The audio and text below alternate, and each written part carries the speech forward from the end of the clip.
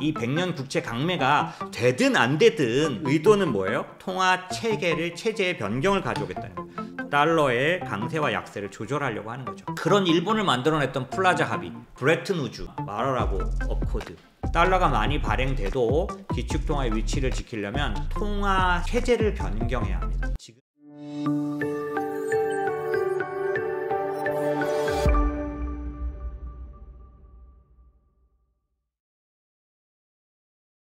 기본적으로 이런 일들이 일어났는데 왜 그럼 이렇게 해야만 했는가라는 거가 지금 금이나 비트코인 가격이 움직이는 것과 연관돼서 여러분에게 설명드릴 게 있어요. 그게 뭐냐면 미국의 역사입니다. 어떤 거냐면 미국이 재정 상태가 좀 안 좋아요. 부채가 좀 많습니다. 그런데 그 부채의 대부분은 이 국방비 예산에서 국방비 지출에서 많이 나가는 걸로 판단하는 거는 타당해 보입니다. 자, 보세요. 현재도 GDP의 한 5%에서 6% 정도를 미국은 지출하고 있는데 미국의 지출 규모를 보십시오. 지금 패권 전쟁을 하는 중국의 2배죠.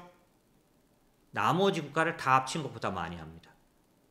얼만큼 국방비를 많이 지출하는지 아시겠죠? 이 국방비 지출이 기본적으로 미국에 있어서 36억 여기 보시면 이자 비용 더 많죠? 재정 적자의 절반이 이자 비용이에요. 네, 이자 비용. 여기 보시면 순이자 비용이 회색이죠? 더 많아요. 이렇게 많이 발생하게 한 원인이 이 국방비 지출에 있다라는 것들을 어느 정도는 미국은 인정하고 있습니다. 그래서 어떤 정책을 내놨냐? 오바마 때 이미 2012년에 우리는 이제 2개의 전쟁을 포기한다. 전략적으로 폐기한다. 그래서 하나의 전쟁만 하겠다라고 선언합니다. 하나의 전쟁. 그럼 2개의 전쟁은 중동 뭐 이런 쪽에 그런 공공의 적 그런 어떤 악의 축 이쪽과 관련된 그러니까 전 세계에서 경찰 역할을 하던 그 역할을 포기하고 하나의 전쟁만 하겠다는 겁니다. 하나의 전쟁 어디죠? 중국과의 전쟁을 말합니다. 지금 트럼프는 머릿속에 분명하게 하나의 전쟁만 남아 있습니다. 이전의 대통령들은 그래도 우리가 우방을 지켜야 하지 않느냐? 그래도 우리는 뭔가 미국의 전 세계의 경찰 국가가 돼야 되지 않겠는가? 라고 했다면 트럼프는 아주 순수하게 분명하게 나는 우리의 전쟁은 하나야 라고 생각하고 있는데 사실은 그 역사를 오바마 행정 때부터 올라갑니다. 기본적으로 그거를 순수하게 많이 표현했기 때문이죠. 자, 그래서 하나의 전쟁을 하기 위해서 미국이 강해져야 되겠는데 그 강해지는 방법을 트럼프는 제조업 국가를 택한 거고요. 아까 말한 그런 달러의 그런 가치에 관련된 부분과 함께 또 하나 뭐가 있냐면 아까 이제 말씀드린 것처럼 이렇게 국방비가 지출이 많은 게 경찰 국가 역할을 하다가 보니까 기본적으로 어떻게 됐냐면 그거를 포기하고 그 부분을 포기하고 나서 하나의 전쟁만 하기 위해서는 자기에게 불리하게 구는 또는 그 다음에 우방이 아닌 국가에 대해서 제재를 뭘로 하기 시작했냐면 경제로 하기 시작했어요. 이전에는 무력으로 했습니다. 이건 지금 5%밖에 안 되는데 예전에는 8% 정도 지출했어요. 이거 2배를 국방비 지출을 통해서 전 세계 경찰 국가 역할을 해왔어요. 그런데 이제 나도 좀 살아야 되지 않겠어? 라고 해서 나는 이제 전쟁 하나는 포기할게. 내가 이제 경찰 안 해. 라고 하다 보니까 그래도 자기네를 지키고 뭔가 어떤 전략을 진행하려다 보니까 상대방을 제재해야 돼요. 그 제재를 경제적인 방법으로 선택하기 시작합니다. 이게 대표적으로 러시아입니다. 러시아 제재를 처음으로 국방 어떤 그런 무기 전쟁에서 의해서가 아니라 스위프트라 그래서 경제 제재를 통해서 하기 시작한 게 2010년도예요. 그러다 보니까 오랫동안 지속적으로 2010년 이후에 지속적으로 모든 응징을 전쟁으로 하는 응징과 그만큼 많은 양을 경제로 응징하다 보니까 경제 제재 건수가 이렇게 증가해 버린 거예요. 경제 제재 건수가 많다 보니까 기본적으로 미국 입장에서 보면은 예산안이라든지 그 다음에 부채 관련된 이런 거에 의한 이슈가 많이 발생합니다. 그래서 기본적으로 신용 제재를 하다 보니까 경제 구조 자체가 더 흔들리는 게 많았고 그런 면들 때문에 신용등급 강등이 여러 번 발생할 정도로 상당히 미국의 재정 구조가 나빠져 있는 거죠. 재정 적자가 상태가 안 좋아져 있는 거예요. 그러다 보니까 기본적으로 미국이 흔들리니까 어때요? 외환 보유액 중에 달러 비중은 줄어들고 무슨 얘기예요? 달러를 기축통화로 인정하는 나라가 줄어들고 거래하는 나라가 줄어들고 대신 금을 믿을 건 금밖에 없어 라고 하는 나라들은 더 늘어갑니다. 점점. 2010년 이후로 경제 제재, 무력에 의해서가 아니라 이 경제 제재를 하기 시작하면서 스위프트에 이제 개입하기 시작하면서 기본적으로 이런 현상이 오게 되고요. 그러면서 그 금 비중이 늘어나기도 하지만 금 가격도 올라가게 됩니다. 기존에 저희가 2019년도에 그 2,000불 갈 때 투자를 한번 하고서는 하지 않았어요. 왜냐하면 그 다음은 다시 이렇게 내려가는 게 정상이니까요. 보시면 고가를 찍고 나면 또 한동안 내려갔다가 다시 고가로 가는데 이번에는 좀 내려가는 듯 하더니 더 올라가 버렸어요. 왜요? 지금 말씀드린 것 같은 많은 국가들, 특별히 어떤 국가? 브릭스, 그 다음에 글로벌 사우스, 아프리카 쪽이죠. 이런 데들이 전부 다 미국과 대항하기 시작합니다.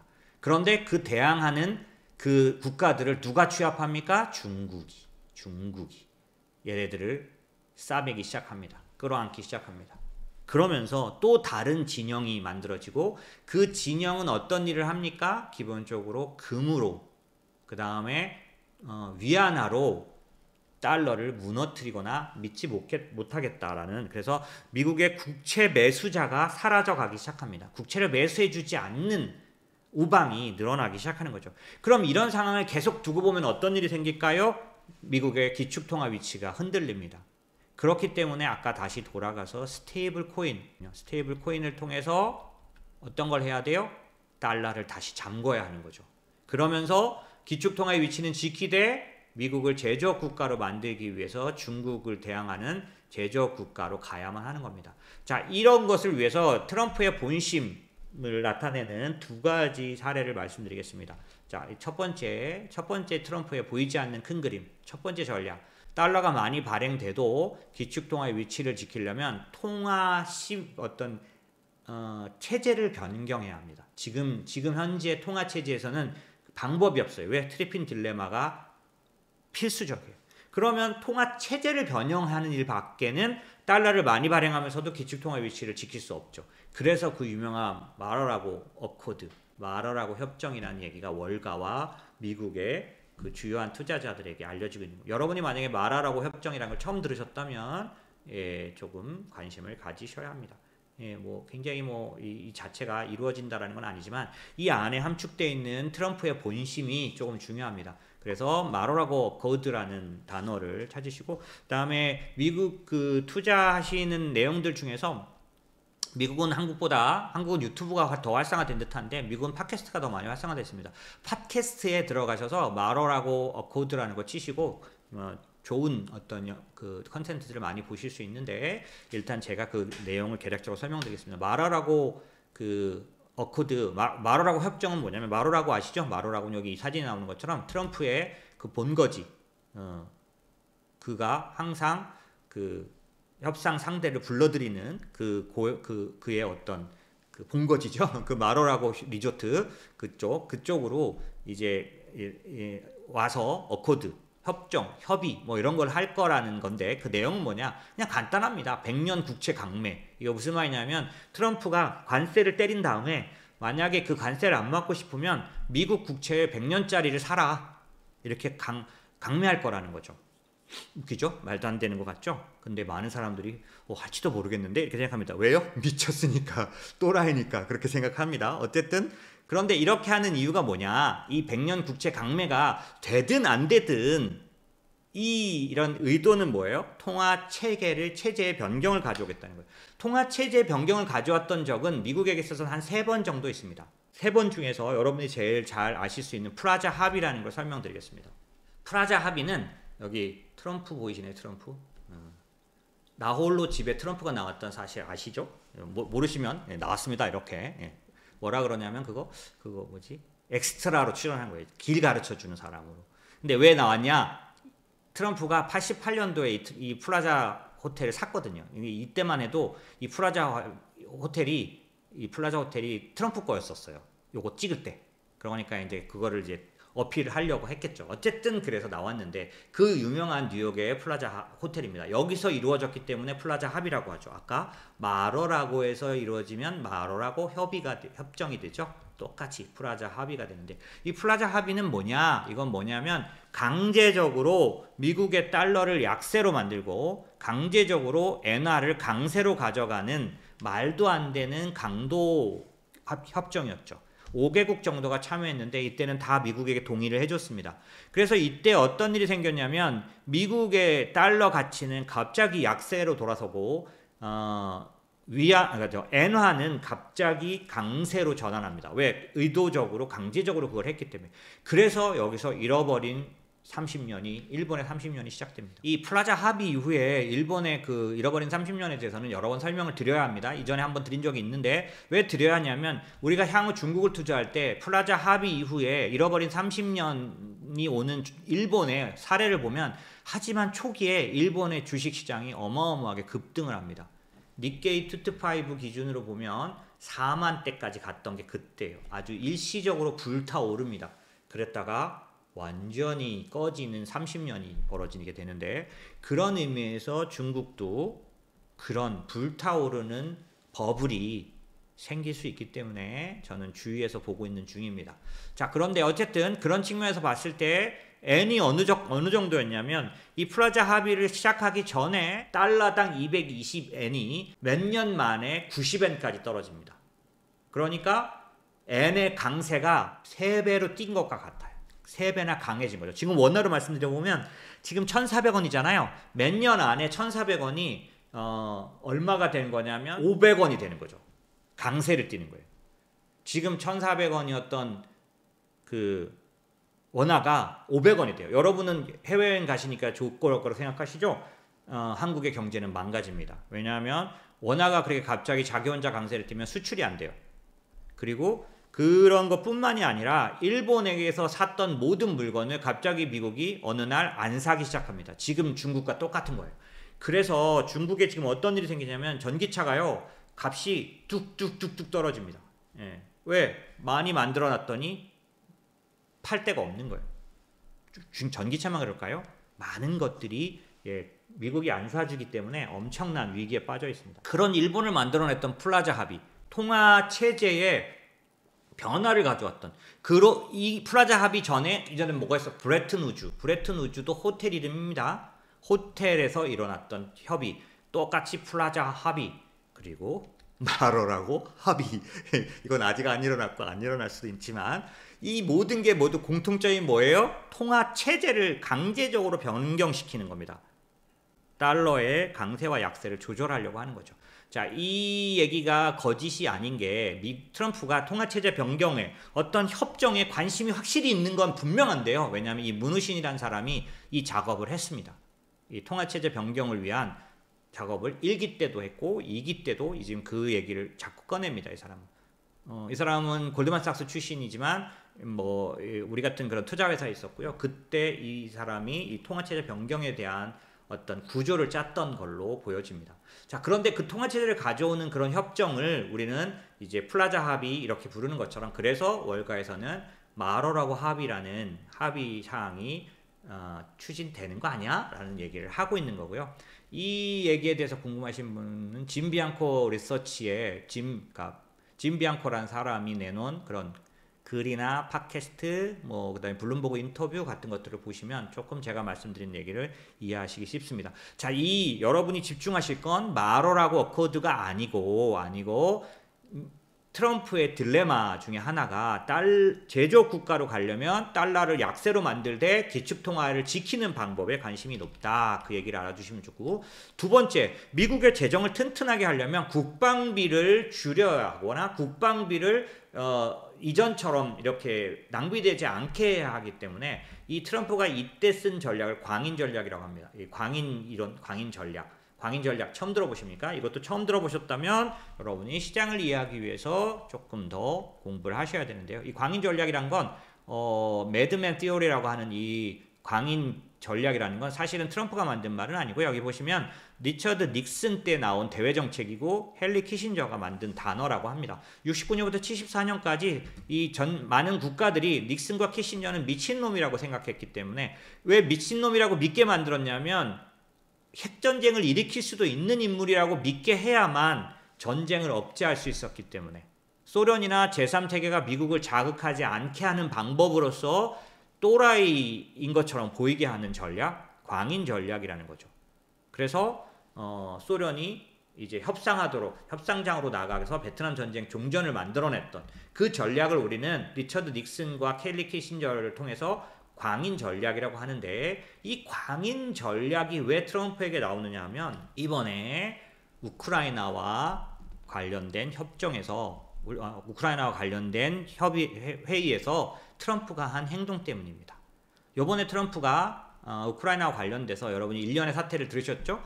가장 뚜렷한 얘기가 뭐였냐면 푸틴을 정당한 그런 행동을 한 사람으로 마치 푸틴의 대변인인 것처럼 그렇게 표현한 것 때문에 모두가 광분했어요. 그래서 사람들이 미넨 협정을 보는 것 같다. 또 다른 미넨 협정을 보는 것 같다라고 말했습니다. 그럼 미넨 협정이 뭐냐면 1938년 미넨에서 열렸고 독일, 이탈리아, 영국, 프랑스 정상이 모였는데 이때 독일의 히틀러가 워낙 지금의 푸틴처럼 폭주하고 있었기 때문에 히틀러를 조금이라도 잠재우기 위해서 그냥 멀쩡한 체코슬로바키아의 영토를 히틀러에게 내줘버린 협정, 그게 미넨 협정입니다. 보시면 체코슬로바키아 영토 중에서 독일 말로는 주데테란트, 슬로바키아 언어로는 수데티로라는 여기 보시면 수데텐이라고 써있죠. 이 지역을 그냥 히틀러에게 줘버립니다. 양도해버렸어요. 협정에서, 미넨 호텔에서. 호텔 이름 제가 기억 잘 모르겠네요. 어찌됐든 호텔에서 이것도 넘겨버립니다. 그래서 여기 보시면 그 당시 영국 총리였던 네빌 체인벌린이라는 사람이 잘났다고 신난다고 히틀러의 친서를 들고 옵니다. 얼마나 말도 안 되는. 왜? 그리고 곧바로 얼마 있다가 히틀러가 이 약속을 지킬까요? 안 지키고 바로 침공해버립니다. 이 체코슬로바키아를 완전히 다 차지해버리죠.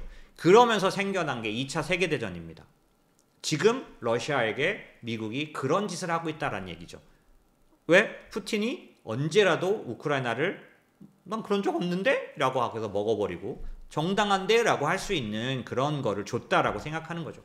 그래서 지금 전 세계적으로 그걸 이해 못하고 보십시오. 제정신이면 그렇게 하겠나? 라고 생각이 들었는데 이게 왜 광인 전략이냐면 그 미친놈 짓이 어떤 일을 이끌었냐면 지나간 50년, 60년간 잠들어 있던 독일을 깨웠죠.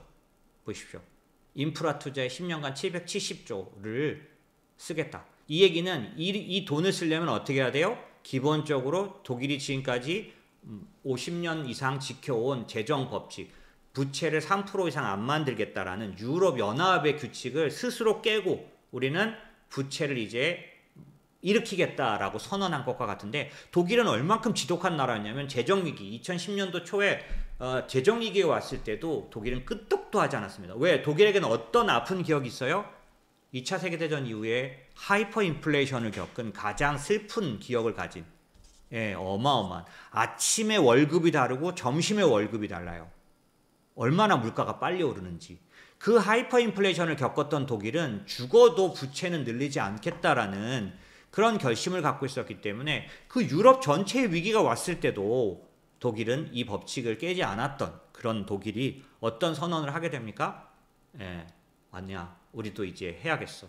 그러냐고 여기 보시면 독일 채권 값이 값이 폭락하는 건데 금리가 갭으로 그냥 떠버리죠 그날. 왜?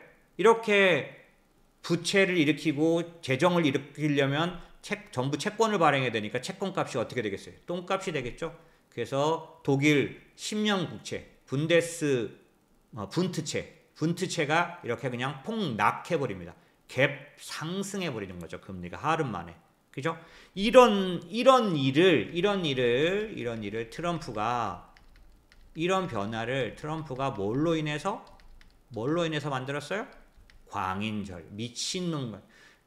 유럽이 저 미친놈 믿고 있다가는 우리 모두 큰일 나겠다라고 해서 하루아침에 다 모입니다. 27개국 유럽연합이 모이는 것도 어려운데 결론을 낸 적도 한 번도 없어요. 동의가 항상 반대가 있습니다. 그런데 이번에 트럼프 미친놈이니까 우리가 우리를 스스로 지켜야 된다는 거에 그냥 100% 동의해버렸어요. 시간도 얼마 안 걸리게 다 동의해버렸어요. 왜? 저 미친놈 믿다가는 우리가 러시아에게 다 당하겠다라고 믿게 만들었던 광인 전략이라고 합니다. 광인 이론, 매드맨 티어리라는 유명한 얘기. 이거를 뭐 제가 트럼프를 미워하려는 건 아니고요. 그런 식으로 했던 거 아닐까라고 생각하는 결과가 지금 막 나타나고 있어요. 그 수십 년 동안 꼼짝도 안 하던 독일을 움직인 걸 보면서 저는 와우 이렇게 말할 수밖에 없었습니다. 어쨌든 이런 것들이 트럼프가 2기 때 본심을 이제 숨기고 그 다음에 커다란 큰 그림을 갖고 나온 걸로 보여집니다. 자, 그런데도 불구하고 지금 시장에서는 기본적으로 트럼프가 주가가 하락하는데 끄떡도 안 하고 관심도 없으니까 이제 망했다라고 생각하지만 그렇지는 않은 것 같습니다. 왜냐하면은 이 내용은 지금 크게 말씀드릴 건 없는데 기본적으로 얼마 뒤에 나올 임시 예산안 관련해서 이게 경제를 시장을 훨씬 더 많이 힘들게 만들 수 있을 것 같기 때문에 이전까지는 이 셧다운을 불가피하게 활용하겠다. 왜? 셧다운이 일어나면 공무원들 월급이 안 나가는데 이때 공무원을 줄이는 기회로 사용하겠다라고 공공연히 말했던 트럼프 대통령이 지금은 이 셧다운이 안 일어나게 하려고 트루솔서에다가 막 글을 쓰고 그 다음에 하원의원들에게 막 비난하고 막 이런 것들을 하는 걸 보면 셧다운이 안 일어나게 하고 싶은 마음을 갑자기 가지는 것 같아요. 근데 이 얘기인즉슨 기본적으로 시장이 마구잡이로 무너지는 것을 허용하려고 하는 것 같지는 않습니다. 그래서 여러분들이 생각하는 그런 것처럼 끝은 오지 않겠지만 어쨌든 전체적으로 보면 트럼프는 큰 그림을 가지고 있다라는 것들을 생각하시는 게 좋겠고요.